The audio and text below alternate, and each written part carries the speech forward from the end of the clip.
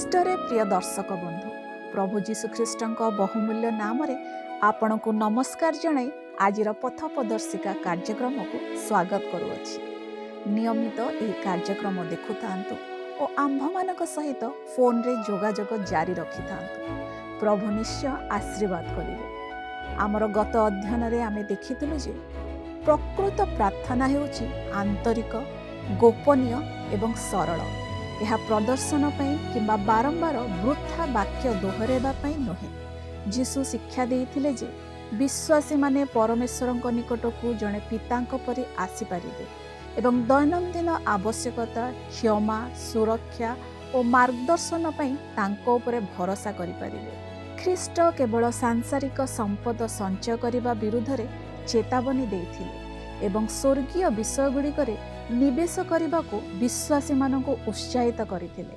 ଆଜିର ଏହି ଅଧ୍ୟୟନରେ ଆମେ ମାଥ୍ୟୁ 7ମ ଅଧ୍ୟାୟ ଅଧ୍ୟୟନ କରିବା, ଯେଉଁଠାରେ ଆମେ ସ୍ୱର୍ଗୀୟ ରାଜାଙ୍କ ସନ୍ତାନମାନଙ୍କର ଅନ୍ୟ ସନ୍ତାନମାନଙ୍କ ସହିତ ସମ୍ପର୍କ, ପ୍ରାର୍ଥନାର ଗୁରୁତ୍ୱ ଏବଂ 2ଟି ପଥ ବିଷୟରେ ଜାଣିବାକୁ ପାଇବା। ତେବେ ଆସନ୍ତୁ ଅଧ୍ୟୟନ କରିବାକୁ ଯିବା।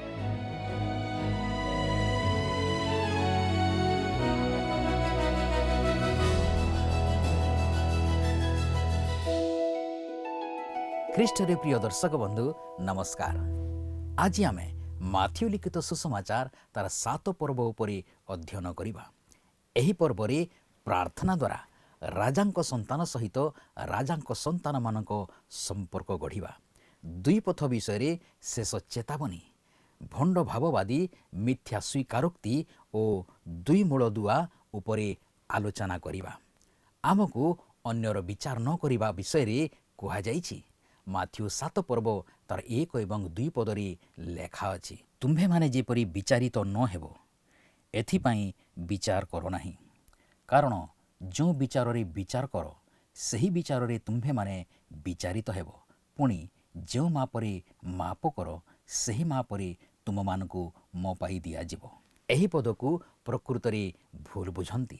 ବିଚାର କରିବାର ଅର୍ଥ ହୋଇପାରେ ନିଷ୍ପତ୍ତି ନେବା, ପ୍ରଭେଦ ଜାଣିବା, ନିନ୍ଦା କରିବା କିମ୍ବା ପ୍ରତିଶୋଧ ନେବା ଏବଂ ପ୍ରକୃତରେ ଏହାର ଅର୍ଥ ଅଭିଶାପ ଦେବା ମଧ୍ୟ ହୋଇପାରେ। ଏହି ପଦଗୁଡ଼ିକର ଅର୍ଥ ଏହା ନୁହେଁ ଯେ ଈଶ୍ୱରଙ୍କ ସନ୍ତାନମାନଙ୍କୁ ଅନ୍ୟମାନଙ୍କର ବିଚାର କରିବାକୁ ମନା କରାଯାଇଛି, ବରଂ ଏହାର ଅର୍ଥ ହେଉଛି ଯେ ଆମେ ଅନ୍ୟମାନଙ୍କୁ ଦୋଷୀ ସାବ୍ୟସ୍ତ କରିବା ଉଦ୍ଦେଶ୍ୟରେ ସେମାନଙ୍କର ଆଭ୍ୟନ୍ତରୀଣ ମନୋଭାବର ବିଚାର କରିବା ଉଚିତ ନୁହେଁ। ଖ୍ରୀଷ୍ଟଙ୍କଠାରେ ଥିବା ଭାଇ ଜଣକ କାହିଁକି ସେହି କାର୍ଯ୍ୟ କରୁଛନ୍ତି ତାହା ଆମେ ଜାଣୁନାହୁଁ କିମ୍ବା ବୁଝୁନାହୁଁ। ଆମେ କେବଳ ବାହ୍ୟ କାର୍ଯ୍ୟଗୁଡ଼ିକୁ ଦେଖିଥାଉଁ। ଭୁଲ କାର୍ଯ୍ୟର ବିଚାର କରିବାକୁ ପରମେଶ୍ୱର ମନା କରନ୍ତି ନାହିଁ, ଯାହା ଆମେ ଆଗକୁ ଦେଖିବା। ମୁଖ୍ୟ ବିଷୟଟି ହେଉଛି, ଯଦି ଆପଣ ଅନ୍ୟମାନଙ୍କ ପ୍ରତି ନିଜର ବିଚାରରେ କଠୋର ହୁଅନ୍ତି ତେବେ ଆପଣ ଜଣେ କଠୋର ବ୍ୟକ୍ତି ଭାବରେ ପରିଚିତ ହେବେ। ମୁଁ ଏହି ପ୍ରକାରର ଲୋକମାନଙ୍କୁ ଜାଣେ।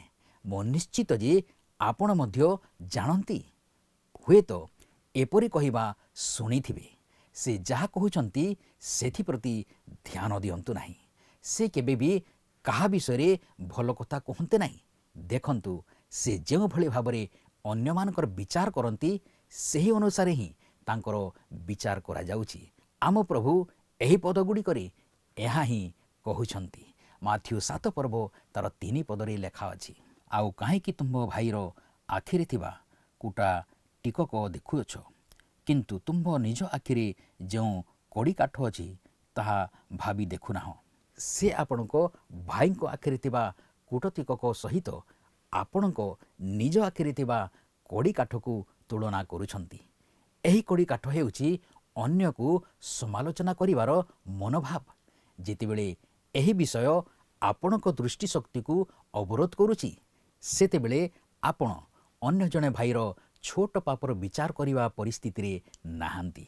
ମାଥ୍ୟୁ 7 ପର୍ବ ତାର 4 ଏବଂ 5 ପଦରେ ଲେଖା ଅଛି, ଅଥବା ତୁମ୍ଭେ କିପରି ଆପଣା ଭାଇକି କହିବ, ଆସ ତୁମ୍ଭ ଆଖିରୁ କୁଟା ଟିକକ ବାହାର କରିଦିଏ, ଆଉ ଦେଖ ତୁମ୍ଭ ଆଖିରେ କଡ଼ି କାଠ ଅଛି। ରେ କପଟି, ଆଗେ ଆପଣା ଆଖିରୁ କଡ଼ି କାଠ ବାହାର କରି ପକାଅ, ତାପରେ ନିଜ ଭାଇର ଆଖିରୁ କୁଟା ଟିକକ ବାହାର କରିବା ନିମନ୍ତେ ସ୍ପଷ୍ଟ ରୂପେ ଦେଖିପାରିବ। ଏହି କଠୋର ବିଚାର କରିବା ବିଷୟଟି ପ୍ରକୃତରେ ଏପରି ବିଷୟ ଯାହା ପ୍ରତି ଆମକୁ ଅତ୍ୟନ୍ତ ସତର୍କ ରହିବାକୁ ହେବ। ଯଦିଓ ଯୀଶୁ ସ୍ପଷ୍ଟ କରିଛନ୍ତି ଯେ ଆମେ ଅନ୍ୟମାନଙ୍କ ପ୍ରତି ବିଚାର କରିବା ଉଚିତ ନୁହେଁ, ତଥାପି ସେ ଏହା ମଧ୍ୟ କହିଛନ୍ତି ଯେ ସେମାନଙ୍କର ଫଳ ଦ୍ୱାରା ହିଁ ଆମେ ସେମାନଙ୍କୁ ଚିହ୍ନି ପାରିବା। ସ୍ୱର୍ଗତ ଡକ୍ଟର ଜେମ୍ସ ମ୍ୟାକ୍‌ଗିଂଲେ ଏହାକୁ ସେ କହିଥିଲେ, ମୁଁ କୌଣସି ବିଚାରପତି ନୁହେଁ, କିନ୍ତୁ ମୁଁ ଜଣେ ଫଳ ନିରୀକ୍ଷକ ଅଟେ। ଜଣେ ଖ୍ରୀଷ୍ଟିଆନ ପ୍ରକୃତରେ ଫଳ ଫଳୁଛନ୍ତି କି ନାହିଁ ତାହା ଆମେ ପ୍ରକୃତରେ କହିପାରିବା। ବର୍ତ୍ତମାନ ଆମକୁ ପ୍ରକୃତରେ ଦୁଇଧାରେ ପକାଇ ଦେଇଥିବା ଦେଖୁ। ମାଥ୍ୟୁ 7 ପର୍ବ ତାର 6 ପଦରେ ଲେଖା ଅଛି, ପବିତ୍ର ପଦାର୍ଥ କୁକୁରମାନଙ୍କୁ ଦିଅ ନାହିଁ, କିମ୍ବା ତୁମ୍ଭମାନଙ୍କର ମୁକ୍ତା ଘୁଷୁରିମାନଙ୍କ ଆଗରେ ପକାଅ ନାହିଁ। ସେମାନେ ସେହିସବୁ ସେମାନଙ୍କ ପାଦ ତଳେ ଦଳନ୍ତି ଓ ବୁଲି ପଡ଼ି ତୁମ୍ଭମାନଙ୍କୁ ବିଦୀର୍ଣ୍ଣ କରନ୍ତି। କୁକୁର କିଏ ଏବଂ ଘୁଷୁରି କିଏ ତାହା ଆମକୁ ନିଶ୍ଚିତ କରିବାକୁ ପଡ଼ିବ, ନୁହେଁ କି? ସେ ଚାରିଗୋଡ଼ିଆ ପଶୁମାନଙ୍କ ବିଷୟରେ କହୁନାହାନ୍ତି। ଆମକୁ ପବିତ୍ର ବସ୍ତୁ କୁକୁରମାନଙ୍କୁ ଦେବାକୁ କିମ୍ବା ଘୁଷୁରିମାନଙ୍କ ଆଗରେ ମୁକ୍ତା ପକାଇବାକୁ ମନା କରାଯାଇଛି। ତେଣୁ ଏଠାରେ ଏପରି ଏକ ବିଚାର ଅଛି ଯାହା ଆମକୁ କରିବାକୁ ହେବ। ଏପରି କିଛି ସମୟ ଏବଂ ସ୍ଥାନ ଅଛି ଯେଉଁଠାରେ ପଦେ କଥା କହିବା ମଧ୍ୟ ନିରର୍ଥକ। ଏହା ଏପରି ଏକ ବିଚାର ଯାହା ଆପଣଙ୍କୁ ନିଜେ କରିବାକୁ ପଡ଼ିବ। ମୁଁ ଆପଣଙ୍କୁ କହିପାରେ କି ଆମ ସମାଜରେ କୁକୁର ଏବଂ ଘୁଷୁରି ଭଳି ଲୋକ ଅଛନ୍ତି। ଆମେ କ'ଣ କରିବା ଉଚିତ? ଯୀଶୁ ଆମକୁ କହୁଛନ୍ତି ଯେ ଆମେ ବିଚାର କରିବା ଉଚିତ ନୁହେଁ। ପୁଣି ସେ କହୁଛନ୍ତି ଯେ ଆମକୁ ବିଚାର କରିବାକୁ ହେବ। ଦେଖନ୍ତୁ, ଏହା ପରବର୍ତ୍ତୀ ପଦରେ ସେ କହୁଛନ୍ତି ଯେ ଆମକୁ କ'ଣ କରିବାକୁ ହେବ। ପ୍ରାର୍ଥନା ଦ୍ୱନ୍ଦ୍ୱରୁ ମୁକ୍ତ ହେବାର ଏକମାତ୍ର ପଥ।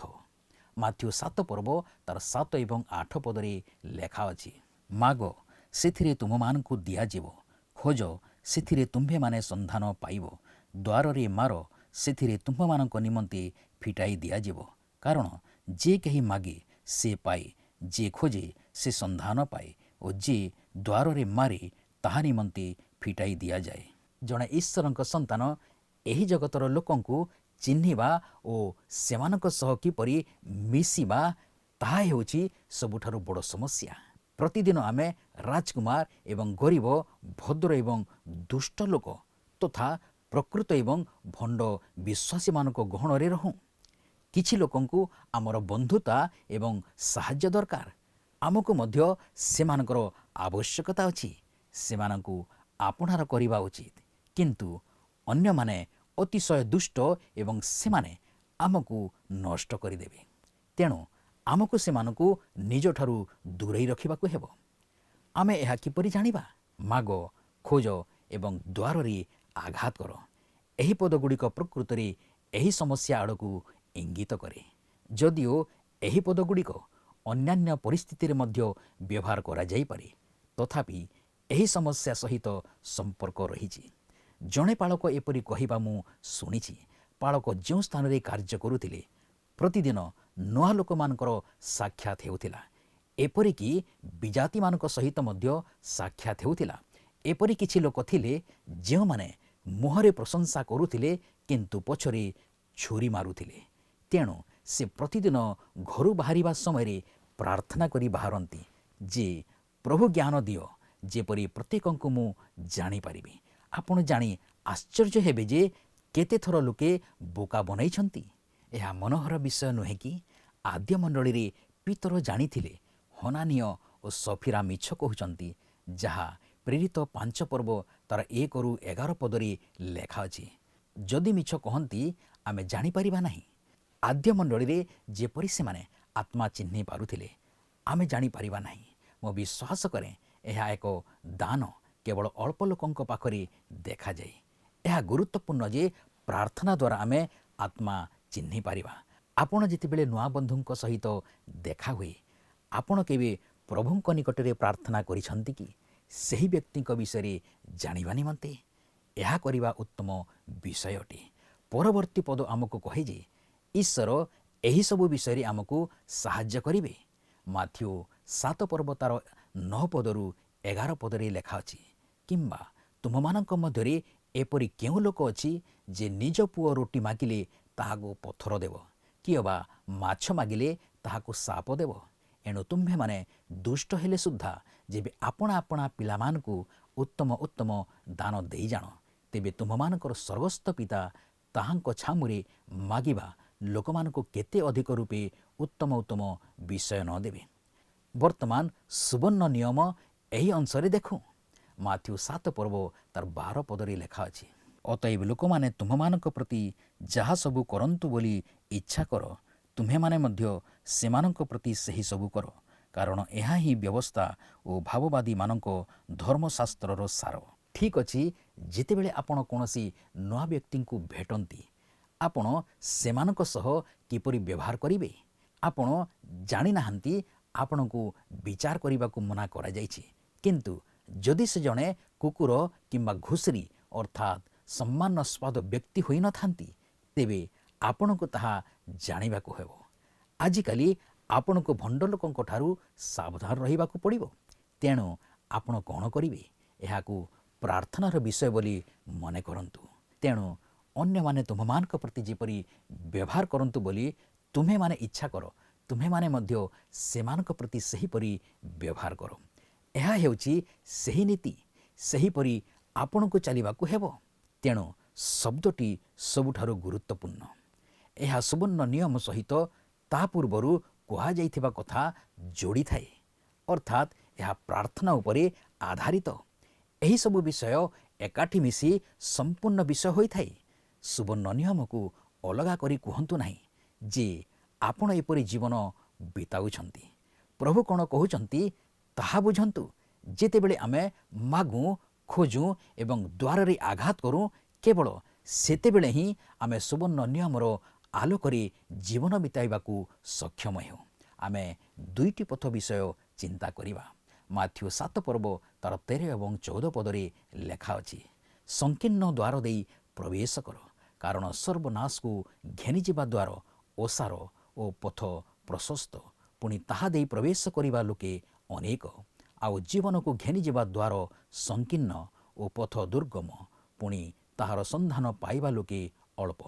ଏଠାରେ ଯେଉଁ ଚିତ୍ର ଦିଆଯାଇଛି ତାହା ଏପରି ଏକ ପ୍ରଶସ୍ତ ଧଳା ରାସ୍ତା ଯେଉଁଠି ଆରାମ ଅଛି ଏବଂ ଏକ ସଂକୀର୍ଣ୍ଣ ଅନ୍ଧାରୁଆ ତଥା ଅପ୍ରୀତିକର ଗଳି ମଧ୍ୟରେ ବାଛିବାର ଚିତ୍ର ନୁହେଁ। ପ୍ରକୃତରେ ସେ ଏକ ଫନେଲର ଚିତ୍ର ଦେଉଛନ୍ତି। ଯଦି ଆପଣ ଫନେଲର ପ୍ରଶସ୍ତ ମୁହଁ ପଟୁ ପ୍ରବେଶ କରନ୍ତି, ତେବେ ଏହା କ୍ରମାଗତ ଭାବେ ସଙ୍କୁଚିତ ହୋଇ ଚାଲେ ଏବଂ ଶେଷରେ ଆପଣଙ୍କୁ ମୃତ୍ୟୁ, ବିନାଶ ଏବଂ ନର୍କ ଆଡ଼କୁ ନେଇଯାଏ। କିନ୍ତୁ ଆପଣ ଫନେଲର ସଂକୀର୍ଣ୍ଣ ପଟୁ ମଧ୍ୟ ଦେଇ ପ୍ରବେଶ କରିପାରିବେ। ସେହିଠାରେ ହିଁ ଖ୍ରୀଷ୍ଟ ଅଛନ୍ତି। ସେ ହେଉଛନ୍ତି ପଥ, ସତ୍ୟ ଏବଂ ଜୀବନ। ଯୋହନ 10 ପର୍ବ ତାର 10 ପଦରେ ଯୀଶୁ କହିଲେ, ସେମାନେ ଯେପରି ଜୀବନ ପାଆନ୍ତି ଓ ପ୍ରଚୁର ଭାବେ ପାଆନ୍ତି, ଏଥି ନିମନ୍ତେ ମୁଁ ଆସିଅଛି।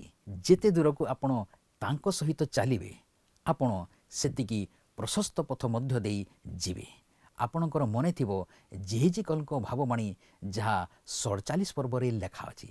ସେଠାରେ ସେହି ନଦୀ ବିଷୟରେ କୁହାଯାଇଛି ଯାହା ଈଶ୍ୱରଙ୍କ ସିଂହାସନରୁ ଝରଣା ରୂପେ ବାହାରିଛି, ପରେ ବଡ଼ ନଦୀରେ ପରିଣତ ହୋଇଛି।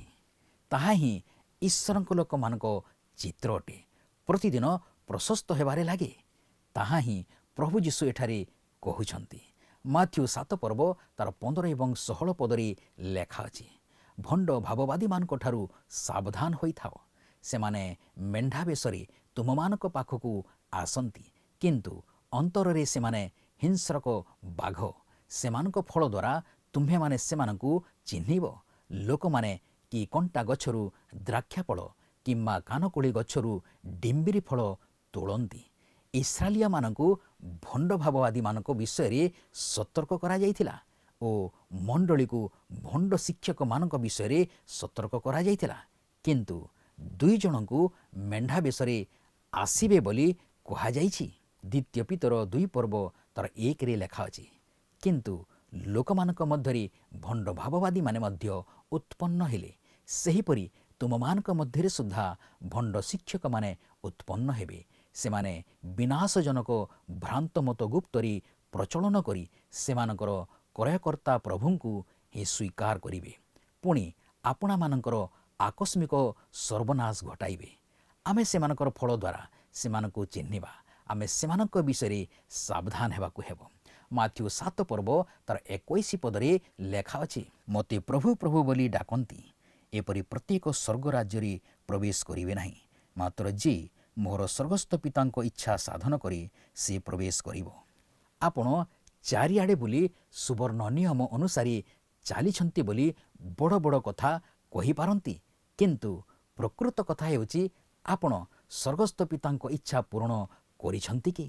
ଯଦି ଆପଣ ତାଙ୍କ ଇଚ୍ଛା ପୂରଣ କରୁଛନ୍ତି, ତେବେ ଆପଣ ନିଶ୍ଚିତ ଖ୍ରୀଷ୍ଟଙ୍କ ନିକଟକୁ ଆସିବେ ଏବଂ ଏହା ଅନୁଭବ କରିବେ ଯେ ଆପଣଙ୍କୁ ଜଣେ ତ୍ରାଣକର୍ତ୍ତାଙ୍କ ଆବଶ୍ୟକତା ଅଛି। ମାଥ୍ୟୁ 7 ପର୍ବ ତାର 22 ଏବଂ 23 ପଦରେ ଲେଖା ଅଛି, ସେଦିନ ଅନେକ ମୋତେ କହିବେ, ହେ ପ୍ରଭୁ, ଆମ୍ଭେମାନେ କି ତୁମ୍ଭ ନାମରେ ଭାବବାଣୀ କହିଲୁ ନାହିଁ? ପୁଣି ତୁମ୍ଭ ନାମରେ କି ଭୂତମାନଙ୍କୁ ଛଡ଼ାଇଲୁ ନାହିଁ? ଆଉ ତୁମ୍ଭ ନାମରେ କି ଅନେକ ଶକ୍ତିର କାର୍ଯ୍ୟ କଲୁ ନାହିଁ? ସେତେବେଳେ ମୁଁ ସେମାନଙ୍କୁ ସ୍ପଷ୍ଟ ରୂପେ କହିବି, ମୁଁ ତୁମ୍ଭମାନଙ୍କୁ କେବେ ହେଁ ଜାଣିନାହିଁ। ହେ ଅଧର୍ମାଚାରୀମାନେ, ମୋ ପାଖରୁ ଦୂର ହୁଅ। ଏହି ପଦଗୁଡ଼ିକ ଆଜିର ବିଶ୍ୱାସୀମାନଙ୍କୁ ବୁଝାଉ ନାହିଁ। ଜୀବିତ କିମ୍ବା ମୃତ ପ୍ରତ୍ୟେକ ବିଶ୍ୱାସୀ ପ୍ରଭୁଙ୍କୁ ମଧ୍ୟ ଆକାଶରେ ଭେଟିବା ପାଇଁ ଉଠାଇ ନିଆଯିବେ। କେହି ବି ପ୍ରଭୁଙ୍କଠାରୁ ଏହା ଶୁଣିବେ ନାହିଁ ଯେ ମୋ ଠାରୁ ଦୂର ହୁଅ। ଏହି ଅଂଶରେ ମହାକ୍ଲେଶର ସମୟ ଓ ସହସ୍ର ବର୍ଷର ଶାସନ ବିଷୟରେ କୁହାଯାଇଛି। ଏଠାରେ ଏହା କୁହାଯାଇପାରେ ଯେ ପାର୍ବତ୍ୟ ଉପଦେଶରେ ମହାକ୍ଲେଶ ସମୟର ସେହି ଅବଶିଷ୍ଟାଂଶ ଲୋକଙ୍କ ପାଇଁ ଅନେକ କିଛି କୁହାଯାଇଛି। ଏଠାରେ ମଣ୍ଡଳୀର ଲୋକମାନଙ୍କ ନିମନ୍ତେ ବାସ୍ତବରେ ସମସ୍ତ ବିଶ୍ୱାସୀମାନଙ୍କ ପାଇଁ ଜରୁରୀ ସତର୍କବାଣୀ ରହିଛି। ଆଜିକାଲି ଲୋକମାନେ କେତେକ ତଥାକଥିତ ଅଲୌକିକ ଶକ୍ତି ସମ୍ପନ୍ନ ବ୍ୟକ୍ତିଙ୍କ ବିଷୟରେ ବହୁତ ଉତ୍ସାହର ସହିତ କଥା ହୁଅନ୍ତି ଏବଂ ମୋତେ କୁହନ୍ତି, ଆପଣ ଦେଖିପାରୁଥିବେ ଯେ ଈଶ୍ୱର ସେମାନଙ୍କ ସହିତ ଅଛନ୍ତି। କିନ୍ତୁ ଏହି ପଦଗୁଡ଼ିକର ଆଲୋକରେ ଆମେ କ'ଣ ସେଥିରେ ନିଶ୍ଚିତ ହୋଇପାରିବା? ଅନେକ ସମ୍ପ୍ରଦାୟ ଏବଂ ବିଭିନ୍ନ ମତବାଦର ନେତାମାନଙ୍କ ମୁହଁରେ ଖ୍ରୀଷ୍ଟଙ୍କ ନାମ ଥାଏ। କେବଳ ଖ୍ରୀଷ୍ଟଙ୍କ ନାମ ଏବଂ ବାଇବଲ ବ୍ୟବହାର କରିବା ଏହାର ପ୍ରମାଣ ନୁହେଁ। ଯାହା କହନ୍ତି ତାହା ସତ୍ୟ। କେବଳ ବାହ୍ୟ ପ୍ରଦର୍ଶନ ନୁହେଁ, ବରଂ ଜଣେ କ୍ରୁଶବିଦ୍ଧ ତଥା ଜୀବିତ ତ୍ରାଣକର୍ତ୍ତାଙ୍କ ସହିତ ଆଭ୍ୟନ୍ତରୀଣ ସମ୍ପର୍କ ହିଁ ସବୁଠାରୁ ଗୁରୁତ୍ୱପୂର୍ଣ୍ଣ। ଆସନ୍ତୁ ବର୍ତ୍ତମାନ ଆମେ 2ଟି ମୂଳଦୁଆ ଉପରେ ଆଲୋଚନା କରିବା। ମାଥ୍ୟୁ 7 ପର୍ବ ତାର 24 ଏବଂ 25 ପଦରେ ଲେଖା ଅଛି, ଏଣୁ ଯେ କେହି ମୋହର ଏହି ସମସ୍ତ କଥା ଶୁଣେ ଓ ପାଳନ କରେ, ସେ ପାଷାଣ ଉପରେ ଗୃହ ନିର୍ମାଣକାରୀ ଜଣେ ବୁଦ୍ଧିମାନ ଲୋକ ସଦୃଶ ହେବ। ବୃଷ୍ଟି ହେଲା, ବଢ଼ି ଆସିଲା, ପୁଣି ବତାସ ବହିଲା ଓ ସେହି ଘରକୁ ଧକ୍କା ମାରିଲା, ଆଉ ତାହା ପଡ଼ିଲା ନାହିଁ, କାରଣ ପଥର ଉପରେ ତାହାର ମୂଳଦୁଆ ଥିଲା।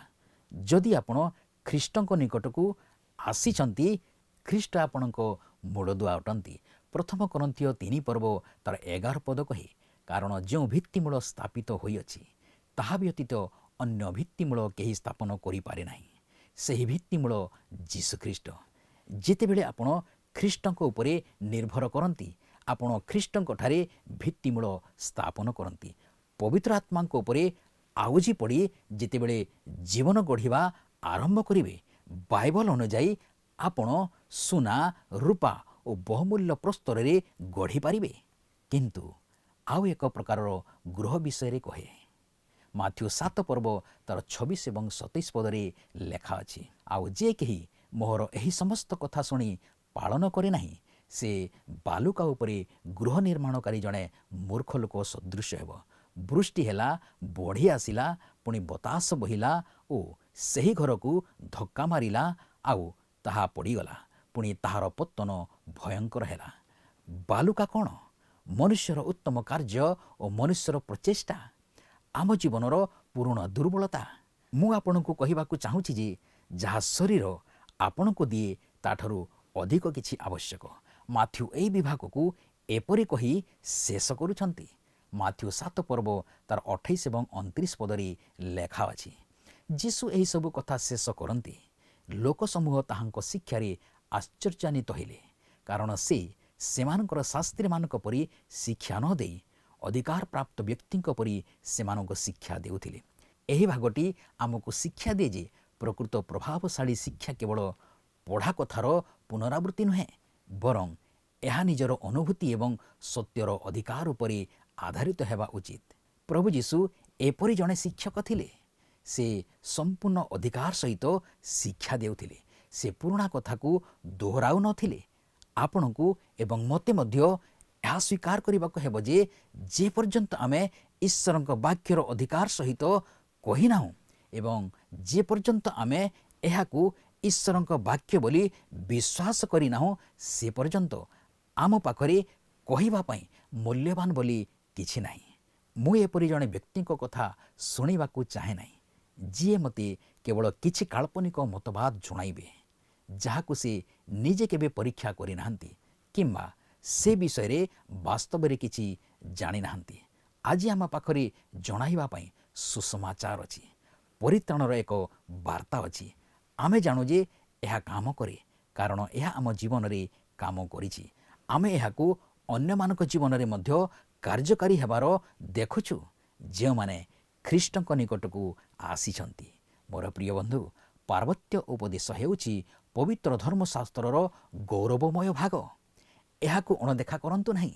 ଯଦି ଆପଣ ଏହାକୁ ସଠିକ୍ ଭାବରେ ପଢ଼ିବେ, ତେବେ ଏହା ଆପଣଙ୍କୁ ଯୀଶୁଖ୍ରୀଷ୍ଟଙ୍କ ନିକଟକୁ ନେଇଯିବ।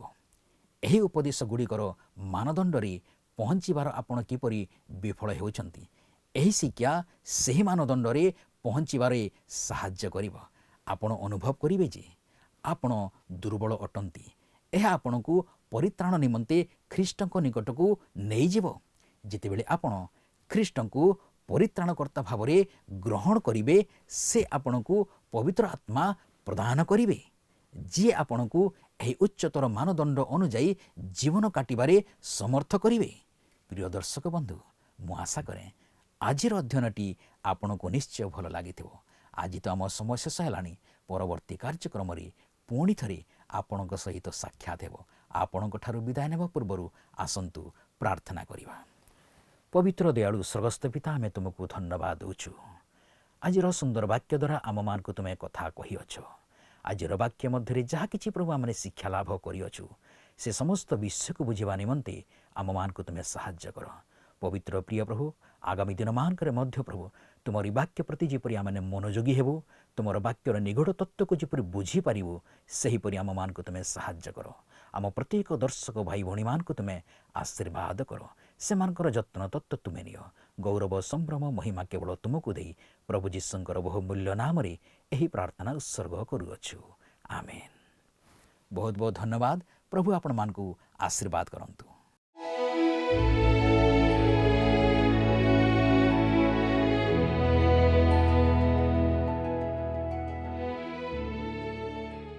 ମୁଁ ଆଶା କରେ ଆଜିର ଅଧ୍ୟୟନଟି ଆପଣଙ୍କୁ ନିଶ୍ଚୟ ଭଲ ଲାଗିଥିବ।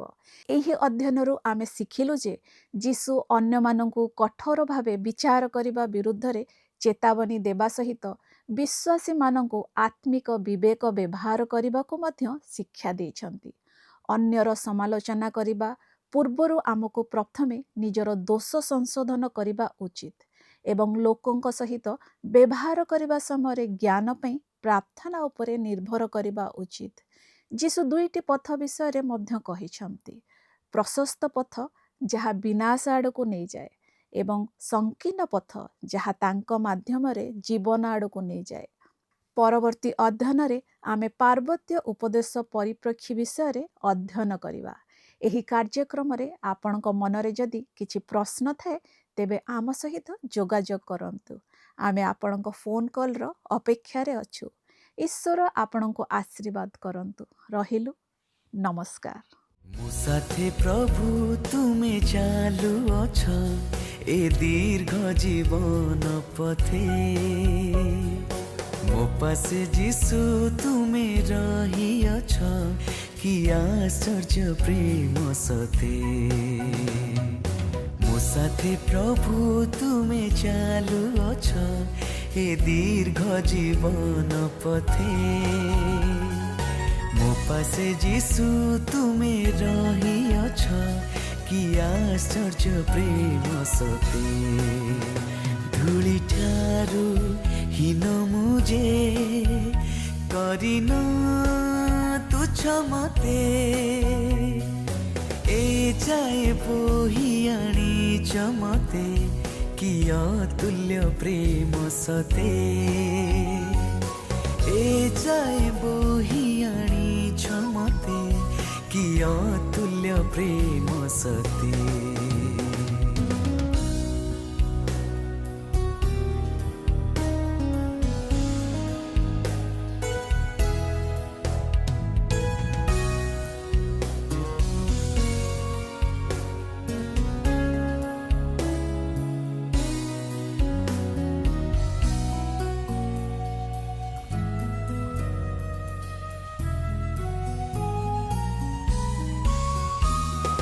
ତୃଷ୍ଣାରେ ଦିନେ ଆତୁର ହୋଇ ଭାବୁଥିଲି ଯେ ଯିବି ମୁଁ ମରି ତୃଷ୍ଣାରେ ଦିନେ ଆତୁର ହୋଇ ଭାବୁଥିଲି ଯେ ଯିବି ମୁଁ ମରି ଜୀବନର ଜଳେ ତୃପ୍ତ କରି ଜୀବନ ପାତ୍ର ମୋ ଦେଲ ଯେ ଭରି ଜୀବନର ଜଳେ ତୃପ୍ତ କରି ଜୀବନ ପାତ୍ର ମୋ ଦେଲ ଯେ ଭରି ଏ ଯାଏ ବୋହି ଆଣିଛ ମତେ କି ମଧୁର ପ୍ରେମ ସତେ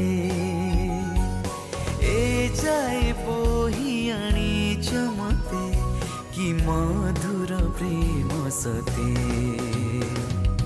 ମୋ ସାଥେ ପ୍ରଭୁ ତୁମେ ଚାଲୁଅଛ ଏ ଦୀର୍ଘ ଜୀବନ ପଥେ ମୋ ପାଶେ ଯୀଶୁ ତୁମେ ରହିଅଛ କି ଆଶ୍ଚର୍ଯ୍ୟ ପ୍ରେମ ସତେ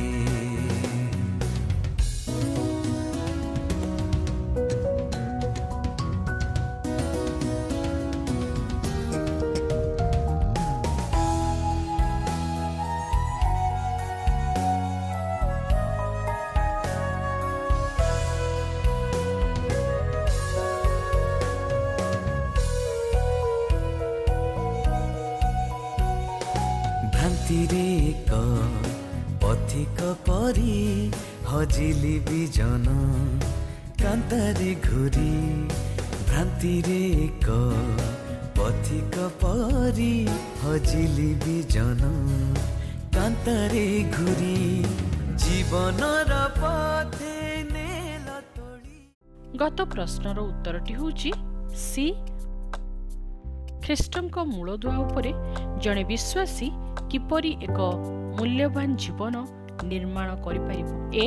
ଧନ ଏବଂ ପ୍ରତିଷ୍ଠା ଲାଭ କରି। ବି. ମାନବ ପରମ୍ପରାକୁ ଅନୁସରଣ କରି।